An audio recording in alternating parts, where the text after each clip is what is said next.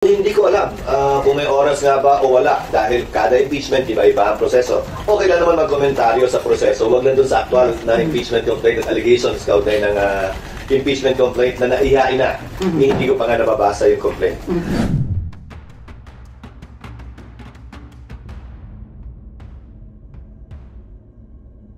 Hindi ko alam kung may oras nga ba o wala dahil kada impeachment iba-iba ang proseso. Okay lang naman magkomentaryo sa proseso, wag lang dun sa actual na impeachment complaint at allegations kaugnay ng impeachment complaint na naihain na. Hindi ko pa nga nababasa yung complaint. Hindi ko kaya sabihin kung may oras, pero anumang trabaho ibabato sa Senado, susubukan namin gampanan dahil tungkulin namin yun. Natinggin anumang kasong ihahain sa amin. Pero kung susuriin nyo yung mga nagdaang panahon, halimbawa yung impeachment complaint kay dating Chief Justice Corona, ang timetable noon ay nagsimula na ihain sa Senado ng Disyembre, natapos, kung hindi ako nagkakamali, ng dulo ng Abril. O bandang Mayo na, kaya lang yung taong yun, walang eleksyon. So, iba-iba. Iba-iba yung timetable. So, hindi ko kayang sagutin kung kakayanin pa nga ba o hindi. So, ang tanong, kahit ba naka-adjourn yung session, naka-break ang session, pwede bang magpatuloy yung impeachment proceedings? Oo. Dahil hindi session ito. It is a different time. Hindi ito session tulad ng session namin kung saan kailangan nagsesesyon din ang Kamara. Ang impeachment proceeding ay unique na proseso na hindi saklaw at labas sa ordinaryong sesyon ng Senado kung saan kailangan nagsesesyon din yung aming counterpart sa Kamara de Representantes. Kung, na malaking kung, yan ang pagpapasahan ng impeachment court. So sir, dalawa na yung impeachment complaint na na-file sa Kamara. In case makalusot sa Kamara, aakit sa Senado, and then magiging impeachment court yung Senate. So, this early ba na pag-uusapan na at yung initial preparation na yung Senate? Wala. Sa ngayon, wala kaming initial preparations dahil sangayon sa rules ng Kamara, na yan pa yata yung ginawa kong rules noon, no? Ako yung miyembro ng Kamara. At sinang-ayunan ng Korte Suprema sa ilang desisyon nila sa mga nagdaang impeachment complaint. What will govern the procedure or process in the House is the filing. So, pag ito'y in-endorso ng wala sa 1/3, susundan na ito ang proseso sa Kamara. Pag ito'y final na may 1/3, diretso sa amin.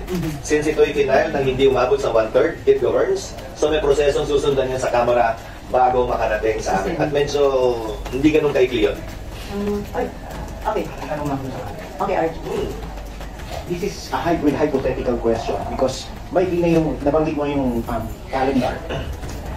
Kung mapadala yun in theoretically at the end of January, pasok pa yun sa session ninyo, but there is a campaign break by the first week of February. So what happens in that situation? Trabaho ng Senado, dinggin yun kung i-file sa amin. Pero ulitin ko, desisyon ng impeachment court, mayoriyang boto, hindi 2/3, hindi 3/4, kung ano ang gagawin kaugnay ng schedule ng hearing. Gaano kadalas ba ito? Ilang araw ba ito? Ilang oras? Habang break o habang may session kami? Pangalawang dapat tingnan at pag-aralan at suriin din, kapag ka ito ay inabutan sa anumang stage, hindi pa nare-refer sa amin o na-refer na sa amin, ng pagpasok ng 20th Congress, tanong ang ibibitawan ko, katulad ba ito ng ibang bill na kailangan magsimula ulit? Back to square one. O magsusurvive ba ito ng 19th Congress at tatawid sa 20th Congress? Isa yon. Kung mangyayari yan, kung mapapay nga sa amin, isa yun sa mga dapat na namin tingnan, suriin at pag-aralan. At di ako may magko-question sa korte niyan dahil unique at makabagong proseso. Sir, actually, my next question, kasi there is nothing in the Constitution or there is nothing in your rules that contemplates such a scenario, yung parang crossover between Congresses. Wala, pero logically, kung yan ang nangyayari sa bill, bagaman hindi ito bill, panibago na ang komposisyon ng Senado. Panibago na rin ang komposisyon ng Kamara. May mga nagsasabi nga, minsan, nanalo naman yung mga re-electionista. So lahat ng nasa dating Kongreso, sila pa rin. Yung nasa bagong Kongreso, pero sinimulan pa rin yung proseso ng pag-file at pag-approve ng bill. Minsan, isa o dalawa lang ang pagbabago ng komposisyon ng Senado o ng Kamara.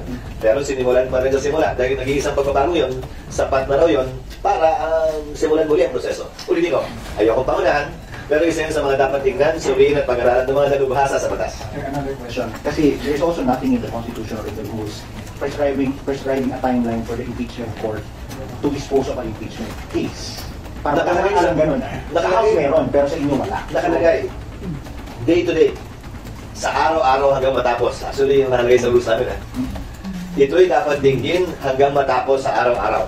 Kaya kung maalala mo nalagaan, araw-araw talaga yung hearing. Lunes hanggang Huwebes pa nga yata. Kasi yun ang nakalagay sa rules. Pero yung rules nga, mababago yun sang-ayon sa gusto ng mayoriya. Sa ngayon, ang rules namin yung nakalagay. araw-araw natitinggin hanggang matapos. Pero siyempre, yung definition ng araw-araw na nagdaang impeachment court, hindi naman Lunes hanggang Linggo. Hindi naman talaga araw-araw. Pero sir, sa rules nyo lang yan, hindi yan sa constitution. Sa rules namin. So, sir, Kaya pwedeng baguhin ng impeachment court yan kung sakasakali. Okay, but paano naman yung mga kasama ninyo who have to campaign? Will that affect their disposition Pag towards... pagbobotohan, alam mo, mas madali pa nga siguro. Kung mangyayari yan, this is purely hypothetical.